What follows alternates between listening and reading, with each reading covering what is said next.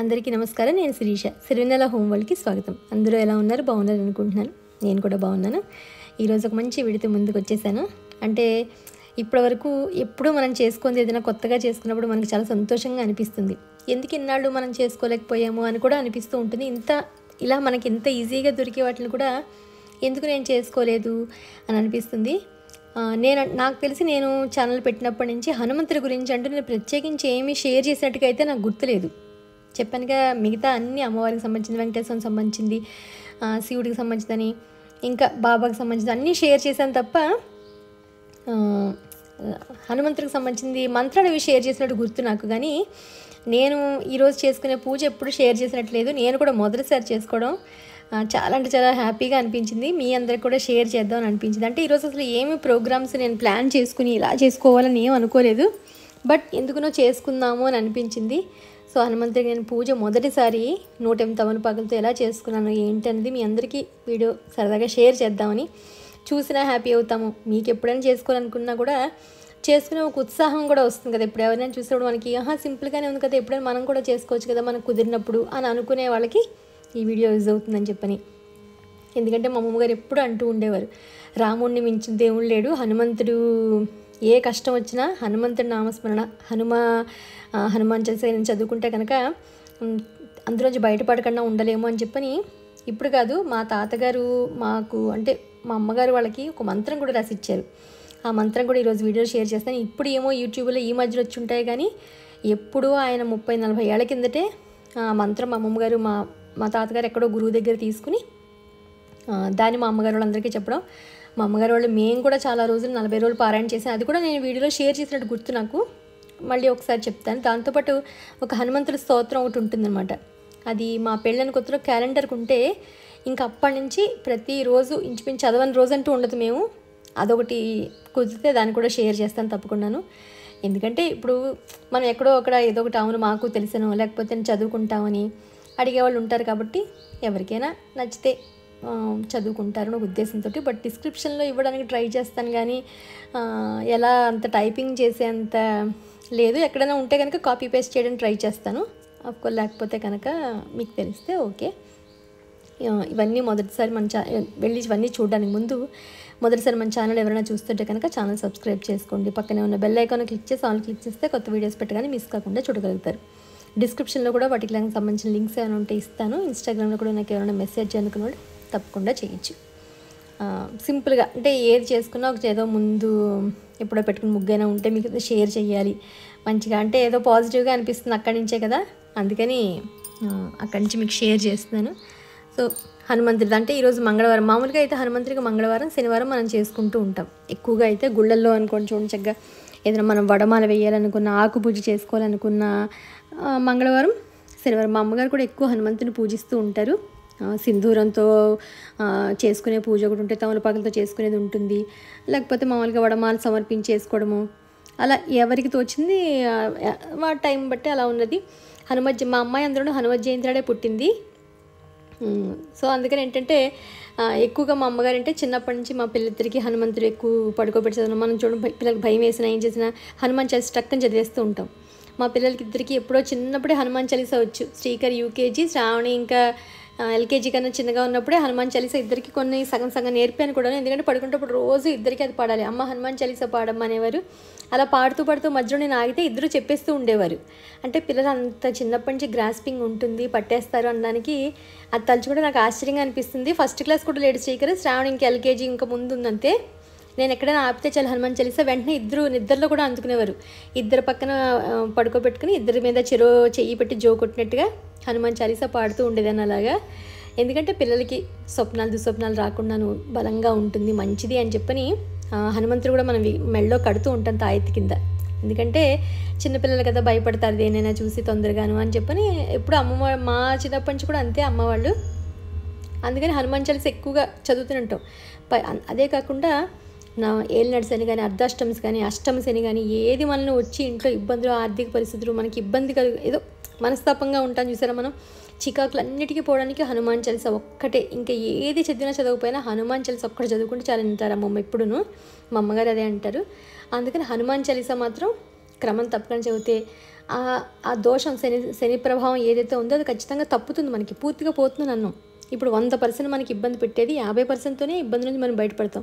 ఒక్కొక్కసారి అమ్మ ఏదో గండానికి గట్టెక్కే ఉంటారు చూసారా, అవి ఆ చిన్న మంత్రం చదువుకోవడం వల్ల లేకపోతే ఏదో దానికి ఆ శక్తి ఉంటుంది ఖచ్చితంగాను. అందుకని ఒకసారి మీకు అందరికీ, నాకు తెలిసి మన ఛానల్ అందరికీ తెలిసిందే, నేనేం కొత్తగా మీకు చెప్పక్కర్లేదు, ఊరికే సరదాగా షేర్ చేద్దామని. యాక్చువల్గా సింధూరం ఉంటే అమ్మ ఏం చెప్పారంటే నువ్వుల నూనెలో కలిపి సింధూరం రాస్తే స్వామికి ఇష్టంట. అంటే నేను ఒక 5 ఆకులు మాత్రమే రాశాను, అంతకన్నా రాయలేదు. 108 ఆకులు రాయాలంటే కష్టం కదా. మా మేడ్ రమ్మ తెమ్మంటే పాపం తెచ్చింది. అంత ఆకులు ఫ్రెష్గా ఉన్నాయి, ముందు మట్టి లేకుండా అన్నీ కడిగి చక్కగా వాటి మీద ఒక 5 ఆకులు మాత్రం జై శ్రీరామ్ అని రాశాను. ఎందుకంటే హనుమంతుని పూజించినా కూడా రాముడిని పూజిస్తేనే హనుమంతుడికి ఇష్టం. మనం హనుమంతుడి అనుగ్రహం పొందాలన్నా కూడా రాముడిని పూజించాలి ఖచ్చితంగాను. అందరు రామ్ పరివార్ సెట్ ఉంటే అది పెట్టుకుని దాని ముందు హనుమంతుని పెట్టుకున్నాను అనమాట. చిన్నది అమ్మ ఎప్పుడు చేయించి ఇచ్చారు, వెండిది చిన్నది ఉంటే తీసుకున్నాను. ఆరెంజ్ కలర్ సింబాలిక్గా ఉంటే బాగుంటుందని చెప్పి కనకాంబరాలు అమ్మ కోసి, నేను పూజ అనగానే పాపం అమ్మ వెంటనే కనకాంబరాలని కోసి మాల కట్టి తీసుకొచ్చారనమాట. అనుకోకుండానే ఒక గులాబీ పూసింది, అది కూడా ఆరెంజ్ కలర్లోనే ఉంది. భలే వచ్చింది, హనుమంతుడికి పెడదామని చెప్పని అది కూడా రెడీ చేసుకున్నాము. చెప్పానుగా సింధూరంలో కొంచెం ఆయిల్ కలిపి నేను ఓన్లీ 5 ఆకుల మీద రాసి మామూలుగా దీపారాధన చేసుకుని, యాక్చువల్గా నాకు విడిగా మంత్రాలు ఏమి షోడశోపచారానికి హనుమంతుడికి ఏం చెబుతామని తెలియదు, బట్ అష్టోత్తరం మాత్రం నా దగ్గర ఉంది. అందుకని మా అమ్మగారు ఏం చెప్పారంటే సువర్చల సహిత మధ్య ఆంజనేయ స్వామి ఆసనం సమర్పయామి, అలా ఏదైతే నువ్వు అనుకున్నావో అవన్నీ చదువుకో అని అన్నారు. సరే వచ్చా రాకపోయినా, అంటే ఎవరికైనా తెలియకపోయినా కూడా మనం ఇలా కూడా అనుకోవచ్చు, సువర్చల సహిత ఆంజనేయ స్వామి లేకపోతే సువర్చల సహిత మధ్య ఆంజనేయ స్వామి అనుకుని పాదయోపాద్యం సమర్పయామి, హస్తయోర్ఘ్యం సమర్పయామి, ముఖ్య ఆచమనం సమర్పయామి, ఏదైతే షోడశోపచార పూజ మనకు ఉంటుందో ఈ పేర్లు చెప్పుకుని ఏదైతే స్వామిది ఉందో, అంటే చాలామంది చదవలేని వాళ్ళు, మంత్రాలు రాని వాళ్ళు కూడా ఉంటారు కదా, అవైలబుల్గా దొరకని వాళ్ళు, అంటే పీడిఎఫ్ ఎత్తుకుని తెలుసుకుని చేయలేని వాళ్ళకు కూడా ఈ 16 మనం ఏదైతే షోడశోపచార పూజలో చేస్తామో అవి తెలిస్తే కనుక మనం చక్కగా చేసుకోవచ్చు. నా దగ్గర సర్వదేవత బుక్ అని చెప్పని మీకు షేర్ చేస్తాను. ఆ బుక్ ఇప్పుడు ఉంది, సర్వదేవత పూజా విధానం అని ఉంటుంది అనుకుంటా బుక్.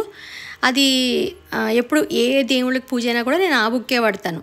అందులో గణపతి పూజ, మిగిలిన సంబంధించిన పూజ ఉంటుంది. లాస్ట్లో ఇంక అన్ని అష్టోత్తరాలు, లేని అష్టోత్తరం అంటే ఉండదు అందులోనూ. ప్రతి దేవుడు అష్టోత్తరం, రాఘవేంద్ర స్వామి, సాయిబాబా కానీ లేకపోతే హనుమంతుడు, శివుడు, పార్వతి అమ్మవార్లు, ఇంకా మహిషాసుర మధ్య ఏదైనా అఫ్కోర్స్ 9 అమ్మవార్లకి సంబంధించి ఉంటుంది. శివుడు కానీ సూర్యుడికి సంబంధించింది కానీ ఇంకా చాలా ఉంటాయి అష్టోత్తరాలు అందులోనూ.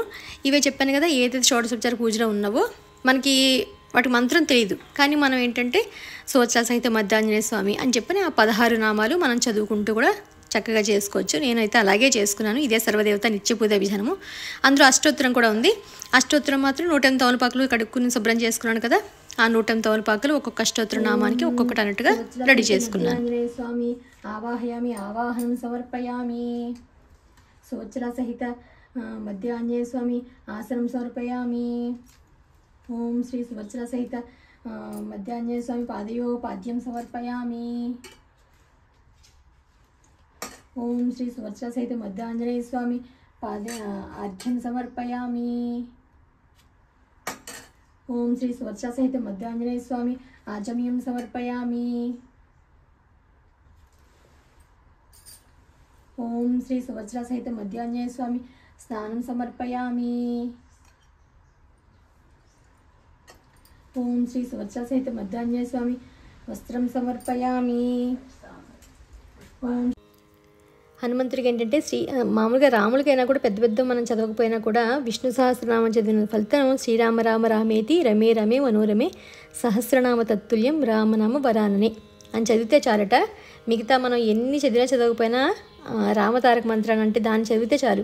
బయటికి వెళ్ళేటప్పుడు కూడా ఎప్పుడు మనం ప్రమాదాలు మనకి ఇబ్బంది అంటే ప్రమాదాలు మనం జరగకుండా ఉండడానికి, దానివల్ల మనం ఇబ్బంది పడకుండా ఉండడానికి ఆపదం అపహర్తారం దాతారం సర్వసంపదాం లోకాభిరామం శ్రీరామం భూయో భూయో నమామ్యహం. ఇది ఎప్పుడు ప్రయాణం ఇంట్లోంచి బయటికి వెళ్తే కనుక ఖచ్చితంగా చదువుకొని చెప్పేవారు.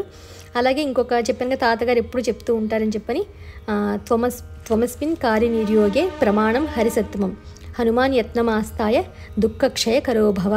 ఈ మంత్రం కూడా ఎప్పుడు 40 days ఏదైనా అనుకుని చేస్తే కనుక ఖచ్చితంగా మనకు నిదర్శనం కనిపిస్తుంది. త్వమస్మిన్ కార్యనిర్యోగే ప్రమాణం హరిసత్తమం హనుమాన్ యత్నమాస్తాయ దుఃఖక్షయ కరోభవ. ఓం ఆంజనేయాయ నమః. ఓం महावीराय नमः। ओम हनुमते नमः। ओम मारुतात्मजाय नमः। ओम तत्त्वज्ञानप्रदाय नमः। ओम सीतादेवी मुद्राप्रदायकाय नमः। ओम अशोकवनिकाक्षेत्रे नमः। ओम सर्वमाया विभंजनाय नमः।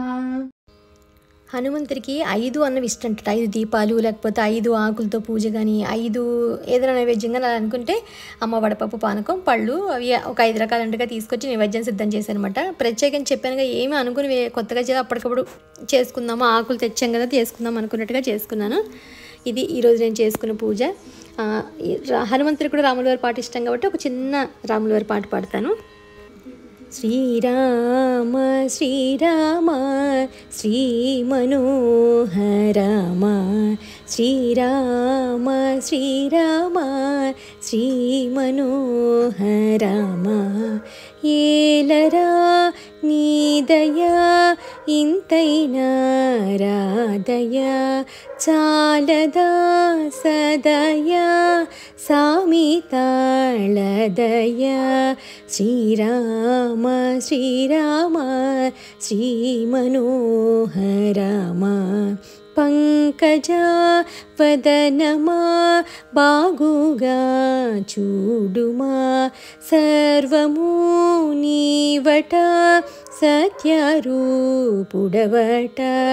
శ్రీరామ శ్రీరామ శ్రీమనోహరమ ఇప్పుడే లేదట ఇంకను బ్రోతువట భక్త కాంతుడవట పద్మనేత్రుడవట శ్రీరామ శ్రీరామ శ్రీమనోహరమ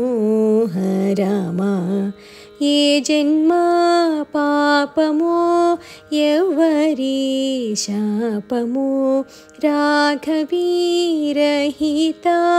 త్యాగరాజనుత శ్రీరామ శ్రీరామ శ్రీమనోహరమ శ్రీరామ శ్రీరామ శ్రీమనోహరమ